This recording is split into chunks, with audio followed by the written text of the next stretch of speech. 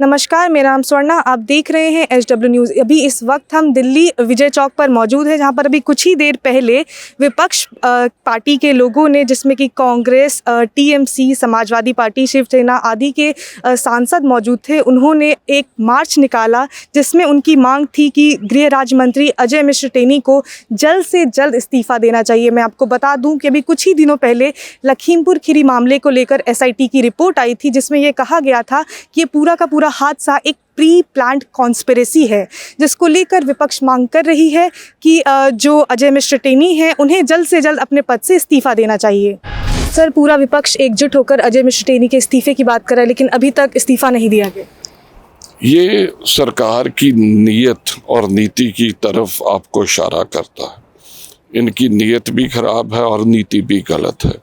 ये सिर्फ और सिर्फ अपोजिशन की आवाज़ दबाना चाहते हैं, लोगों की आवाज़ दबाना चाहते हैं।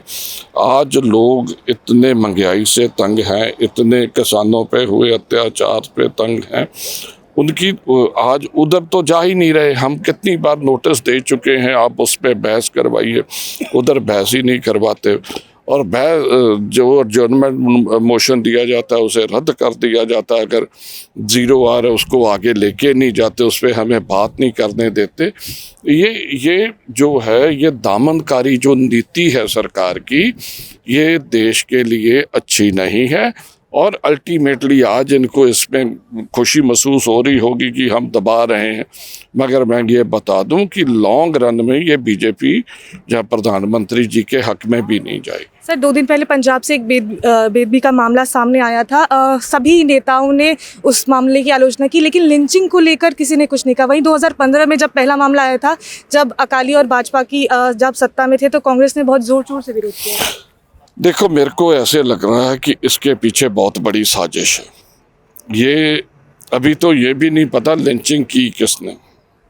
ये जरूर कुछ लोगों को पर ये सोच रहे होंगे। मेरे को इसके बीच में बहुत गहरी साजिश लग रही है कि वो आदमी का कैसे तैयार किया गया हो। आज जो उसके पास ID कार्ड मिले, उन पे जो वहाँ पे गवर्नमेंट के डाटा में जो फिंगरप्रिंट्स हैं वो उसके फिंगरप्रिंट से मैच नहीं होते।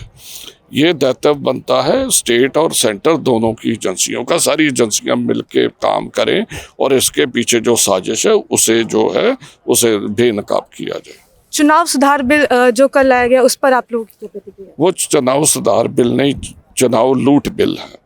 वो सिर्फ और सिर्फ बीजेपी को पता है, जहां हम वोटों से नहीं जीत सकते EVM से जीतो, EVM से नहीं जीत सकते उसे लूट लो। ये लूटने का एक नया तरीका है। इस बिल को पहले स्टैंडिंग कमेटी को देना चाहिए और वो स्टैंडिंग कमेटी सभी स्टेक होल्डर से बात करे और एक अच्छा बिल जो सर्वमान्यत हो उसको लेके आए और फिर उसे जो है सदन में पास किया जाए।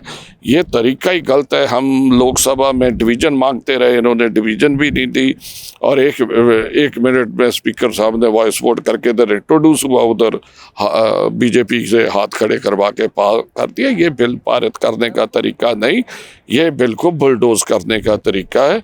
जोगी जी कहते हैं मैं यूपी में बुलडोजर चला रहा हूँ, इधर ये मोदी जी पार्लियामेंट में बुलडोजर चला रहे हैं। इनका चोन निशान कमल नहीं होना चाहिए, बुलडोजर होना चाहिए। सर, आखिरी सवाल। कांग्रेस लगातार महिला सशक्तिकरण की बात करती है, उत्तर प्रदेश में 40% आरक्षण की, लेकिन वहीं प्रवक्ता की जो लिस्ट आई उसमें 5% भी महिलाएं नहीं। देखिए, ये एक ना बहुत टेक्निकल मामला है जो प्रवक्ता का रहता है और हमारे यहाँ बहुत लोगों के से बातचीत की, इन्होंने बड़े लोगों को बुलाया भी और आस्ते आस्ते हमारा पूल काफ़ी बड़ा है। जैसे जैसे सबकी ट्रेनिंग कंप्लीट होती जाती, ये कौन सा चुनाव है कि 5 महीने के बाद आएगा। जैसे जैसे हमारी महिलाएं जो ट्रेनिंग कंप्लीट करती जाएंगी इसमें लिस्ट में जुड़ते जाएंगे। अभी हमारे साथ शिवसेना की MP प्रियंका चतुर्वेदी जी हैं। मैम, विपक्ष लगातार अजय मिश्र टेनी के इस्तीफे को लेकर बात कर रहा है, लेकिन सरकार उनकी बात नहीं सुन रही। वो बात नहीं सुने। देश की जनता देख रही है कि जो लोग प्री प्लान कॉन्स्पिरेसी के तहत किसानों के ऊपर गाड़ी चलाकर उनकी हत्या कर देते हैं, वो मंत्री बने हुए हैं, उनके सरकार डिफेंड कर रही है। और जो लोग किसानों के अधिकारों की लड़ाई लड़ रहे थे उनको निलंबित कर देती है।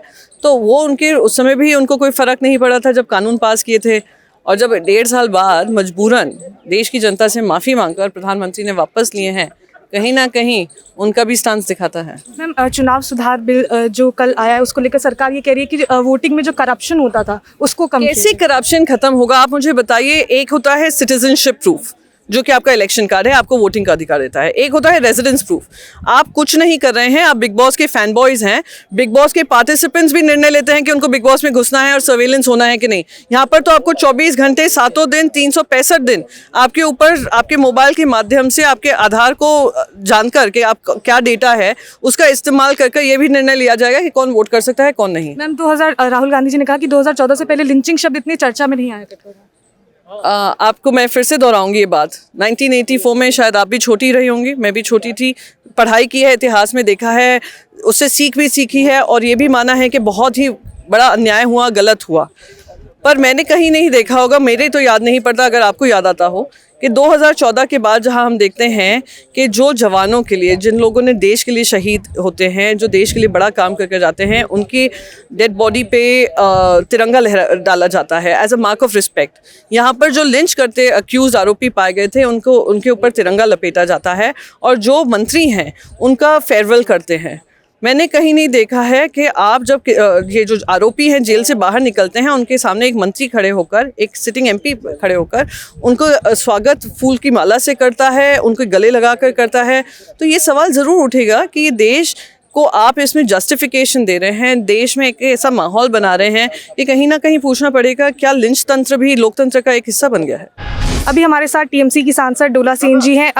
मैम, सभी विपक्ष एकजुट होकर अजय मिश्र टेनी के इस्तीफे की मांग कर रहे हैं, लेकिन अभी तक इस्तीफा नहीं है। मोदी जी है तो मुमकिन है ना।